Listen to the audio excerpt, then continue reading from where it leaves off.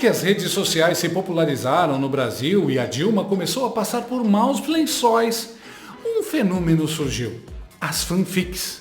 As fanfics eram historinhas que se diziam reais, mas eram feitas com o objetivo de emocionar o público.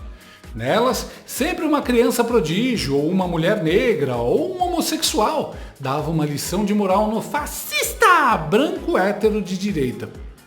Normalmente a fanfic terminava com todo mundo emocionado, aplaudindo a lacrada, e o cara de direita indo embora humilhado e irritado. Muitas vezes a personagem principal defendia a Dilma, vítima de golpe.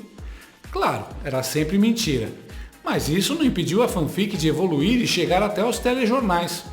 Ontem a Chatuza Neri até fez uma, e tinha como personagens principais o Lula e o Eduardo Leite.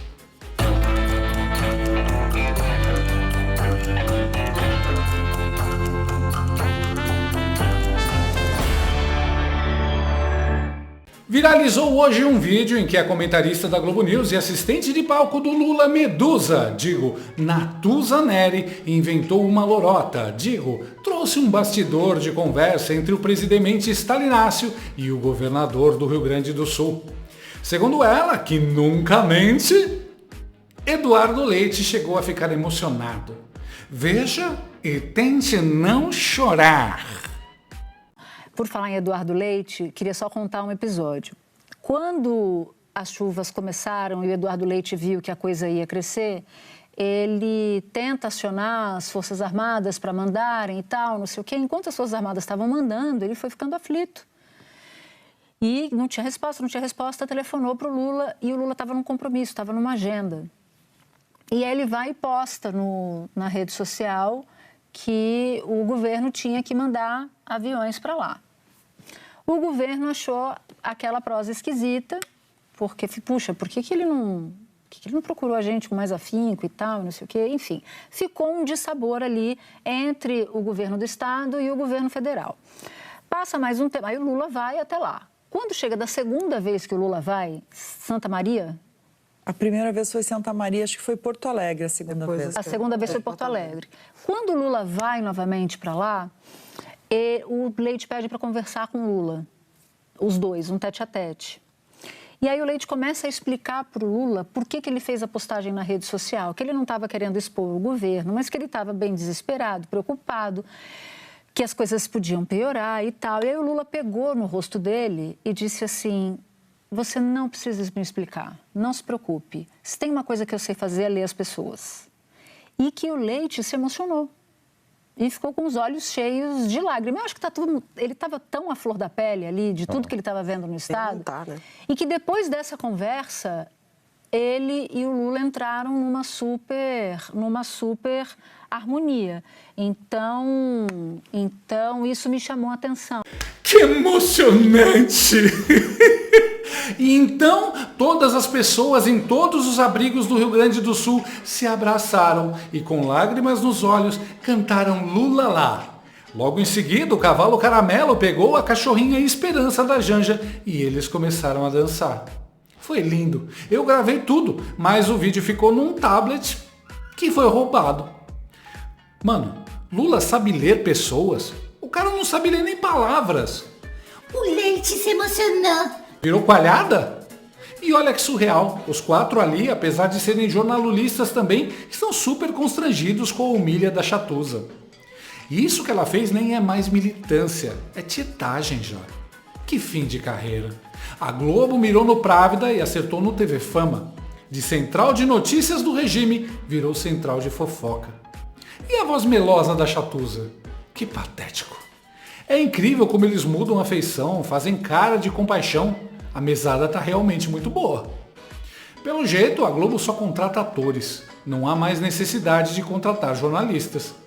Chatuza retratou Lula como uma figura messiânica, praticamente um Jesus de 9 dedos, perdoando o pecador Eduardo Leite que ousou duvidar dele. E isso chega a ser constrangedor. Será que eles acreditam que nós acreditamos? Engraçado, para os presos do 8 de janeiro, por exemplo, nem a Globo e nem o Lula tiveram essa empatia. O pior é falar em super harmonia com o Paulo Pimenta.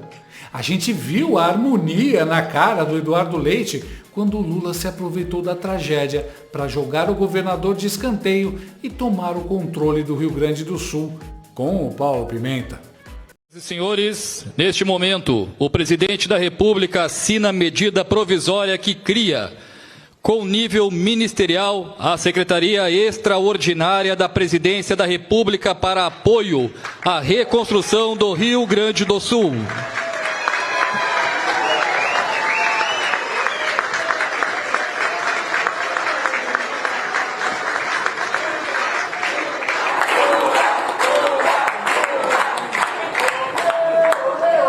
Neste momento, convida-se o ministro Paulo Pimenta para a assinatura do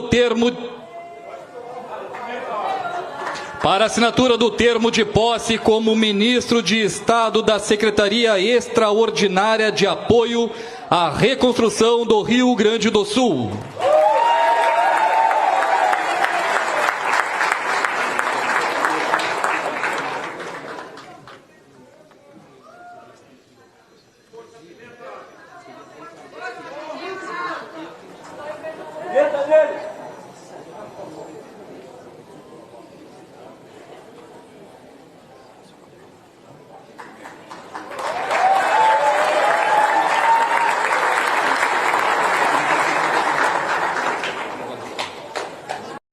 Para pensar, Lula nomeou um governador postiço do Rio Grande do Sul na canetada, sem aval do Congresso, que deveria ser obrigatório no caso de intervenção federal. Ignorou a Constituição na frente de todo mundo e ainda deu risada. A nomeação do Paulo Pimenta como interventor do Rio Grande do Sul retoma aquela tradição do Estado Novo do Getúlio. Ela trapaceia os processos de uma intervenção federal que precisa de aprovação do Congresso e do STF. Lula usa esse papo de ministério de crise para dar um golpe de verdade, muito pior do que qualquer baboseira diminuta do golpe. E está sendo dado às claras, na frente de todo mundo, sem ninguém achar nada de anormal nisso. O que aconteceu foi que o molenga do Eduardo Leite, que deveria ser o primeiro a se opor a essa intervenção inconstitucional, já se conformou em ser fantoche do regime stalináceo. Uma rainha da Inglaterra.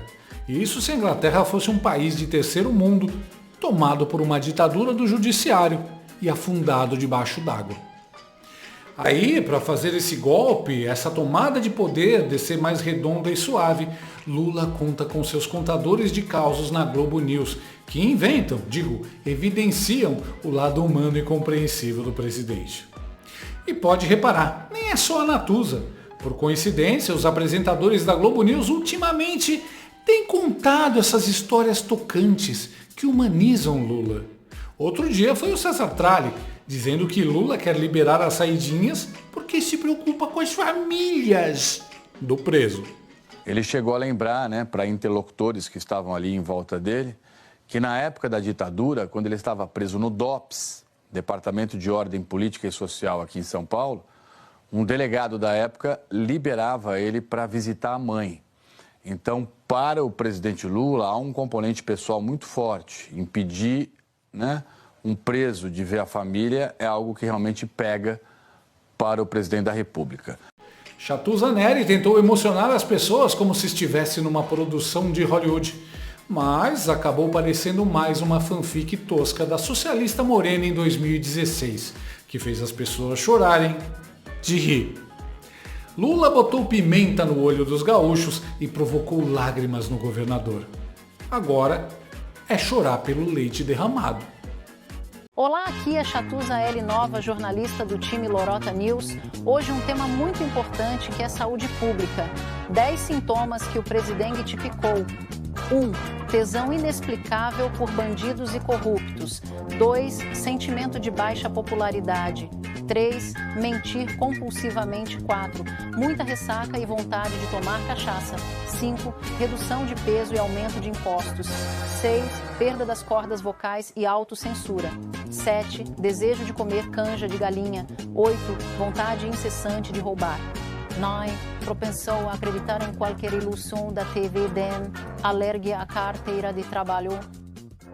Gostou desse vídeo? Então inscreva-se no canal, comente, curta e compartilhe com seus amigos. Não gostou? Compartilhe com seus inimigos. Até o próximo vídeo, se o mundo não acabar antes. Por hoje é só.